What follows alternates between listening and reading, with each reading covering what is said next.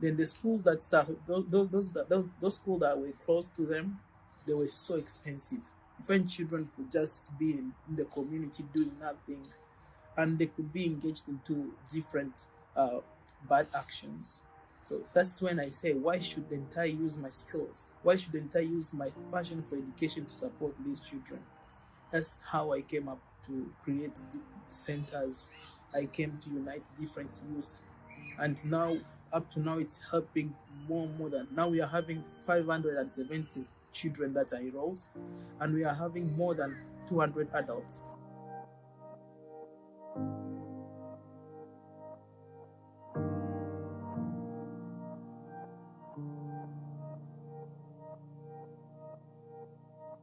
Hello, my name is Susan Belchamber, and my purpose and passion is to support individuals and groups to experience a true sense of collaboration and evolutionary consciousness.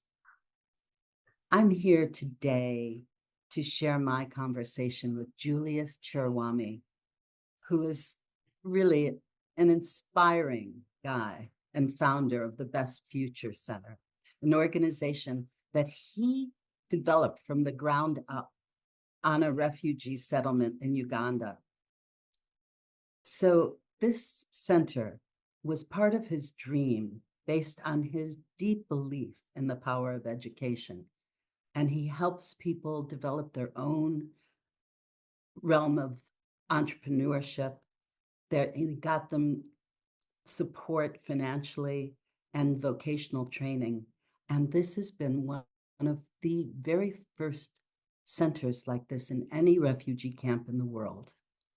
I'm just so amazed at Julius and his determination and just his belief in what's possible. Yeah. So my name is Julius Venancy Chirimwami. I was born in Congo, eastern part of it. It's called Bukavu, South Kivu. It was in 1996, January 1st.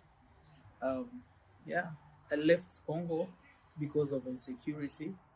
There was too much war there in 2012.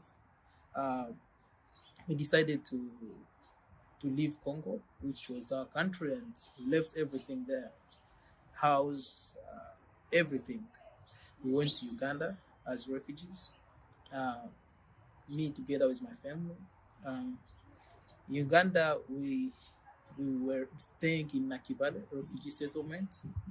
Um, yeah, in Uganda. Yeah, it was terrible because when you leave everything in your country, everything, then you went to start new life in new area where you know nobody. There, they could not give us anything. They could only give us a piece of land. Then, and apart from piece of land, the government of Uganda could give us a plastic sheet. Then we have to construct a house with poles and plastic sheets by ourselves, and that was very difficult. Very difficult. That's you could find people go hungry. You know, you had everything in your country just because of insecurity. You find yourself homeless. You have nothing at all. Yeah, that part was very difficult, and it took us some time to to regain again hope. Um, yeah, it was difficult. Yes, you know, I grew up with single mother. I I always try to find ways to help my siblings. When we arrived in Uganda, that was after completing my secondary school. I I decided to join English classes, and after joining English classes, I knew I was not doing it just for myself. I was doing it for my family, because I knew in Uganda, if you can speak English, you are dying. You can have job, and on my side, I knew that if I get a job, I'll be able to support my family. I'll be able to provide. Um, I did English courses. After doing English courses, I started home teaching. Home teaching was a program that I started in 2013. It was to support those families that do not have time to go to schools. So I could send teachers to their homes and teach. Then they get paid per month. When they get paid, there was a small percent of money that was going back to the club. Everything started. I started it as Best Future Club. That's how everything started.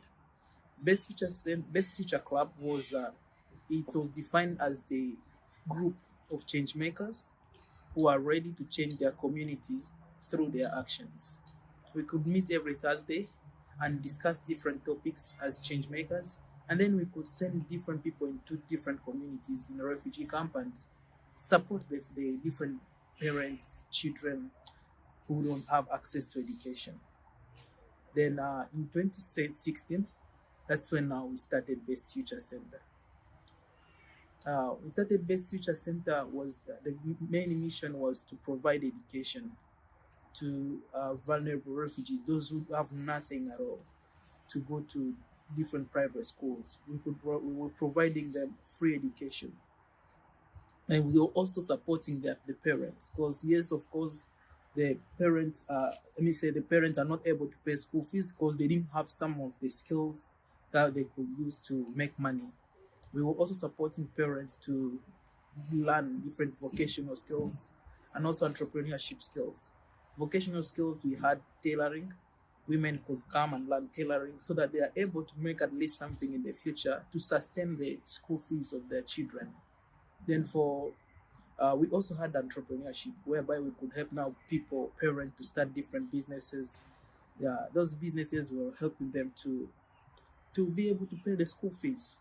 So not only providing the education to young children, but we were also fighting against vulnerability. Or yes, that's how what we're doing in Nakivale.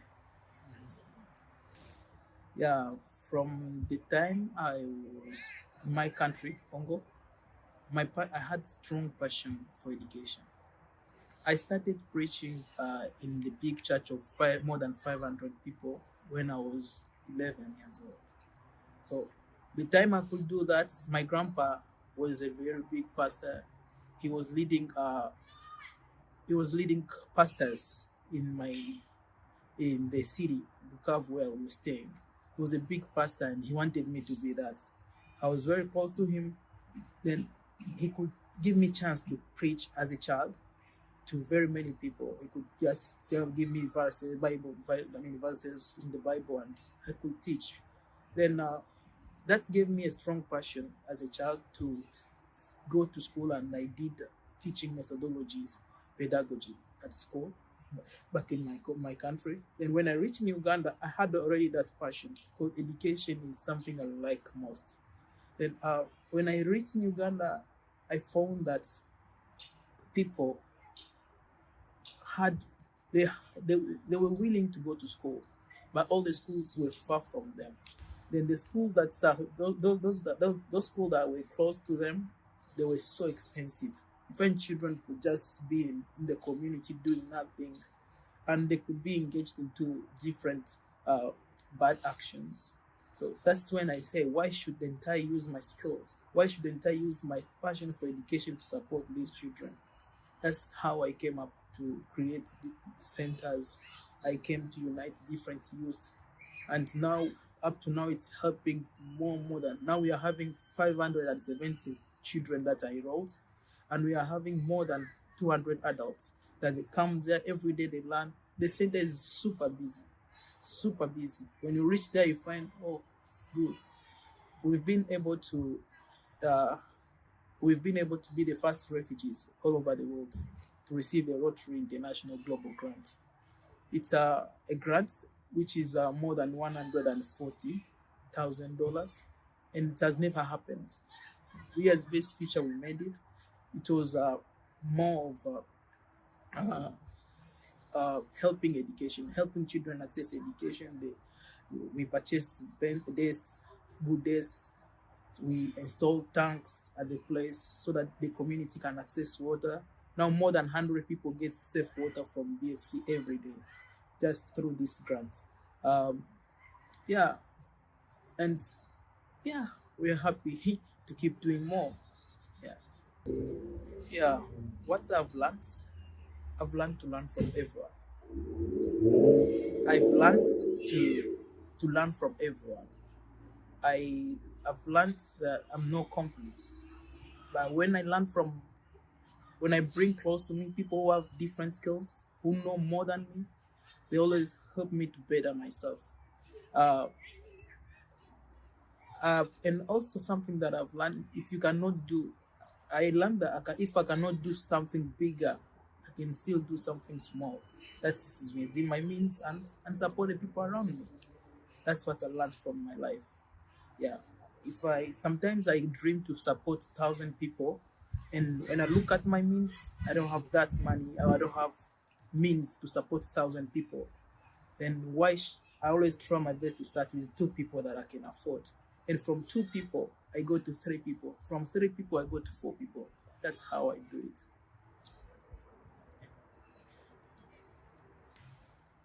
Yeah. Um, yes, I have. Beside my, of course, my grandfather was my real role model. May his soul rest in peace. Because he always instructed me. He always wanted me to be a better person. He always believed in me. He always tell me that wherever you will be, wherever you will go, you'll be constructing, you'll be building, you'll never be a destroyer. You'll be making people around you happy. That's why he used to tell me. And he was doing his best because he raised me. Uh, Beside him, I I also had some leaders in Rotary who were there to who were believing in me. They were there for me. They were just they saw something that was positive in me and they could nurture me. Of course, I was one of the now in Nakivale. It's the only place where there is a Rotary club in all the camps, refugee camps all over the world. It's only Nakivale that's where there is Rotary. So when I was once a president. I was once the leader. So they believed in me, and those people were motivating me every day to do good in the world, and yeah, and support the community around me. Yeah. Despite the fact that I was helping the community in Uganda or Nakivale, but still I was not secure because Nakivale is a small place whereby when you help people, it's not like sometimes not like here. Here, when you do good, people want to uplift you. People want to see you going to the next level. But here, there, when you are trying to do good things, there are those who will appreciate you, and there are those who will try to dim your lights. There are those who will try to terminate you.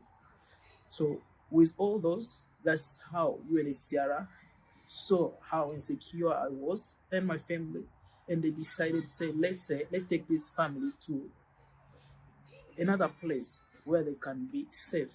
Yes, Julius can keep helping the refugees from far, but at least where he is secured. Yeah, that's how UNHCR decided. Then we were supported by the immigration of the state of the United States to come from Uganda to here. They paid for us everything. Yeah, that's how we are.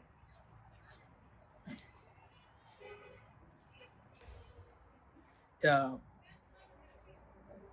my passion or pursuing my passion has the effect that I've seen it has on other people's lives. It's first of all job creation. I like the fact that if I tried, I decided to follow my passion. Now very many people have been able to have jobs, and those jobs they are now supporting their families. Many children are now getting access to education. If I couldn't decide to follow my dream or my passion, those children could just be somewhere without getting any chance to get educated. Oh, it's it has a big impact in their lives. That's why every day, every time, I remind myself that I'm not here in this world just for nothing. Yeah, I'm here to support others. That's why I don't have any chance. I don't have any chance to do any mistake, because there are those people that I have. Even if I don't know them today, but tomorrow I will know. I get to know them. I was born. I always have a mission to accomplish, and that's providing education to young children, refugees, those who have no opportunities. Yeah, yeah. The advice that I can have, it's always it's good to find what you're good at. Yeah, to the young people outside there, it's not good to minimize what's the small thing you can do. You don't need to wait until it's big. You have a lot to impact someone else's life. Use the small you have and make someone else happy. Yeah,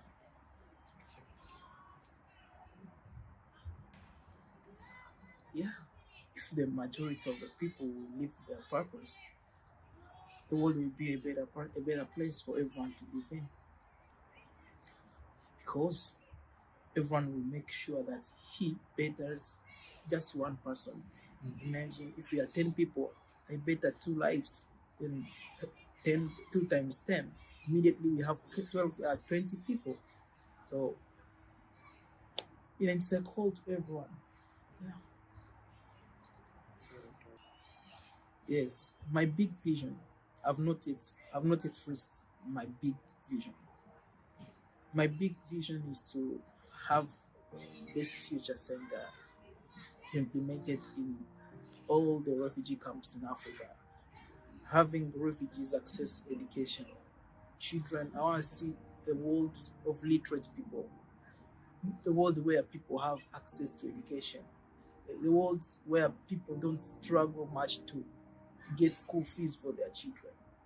I want to build a better place for refugees to live in. I feel good.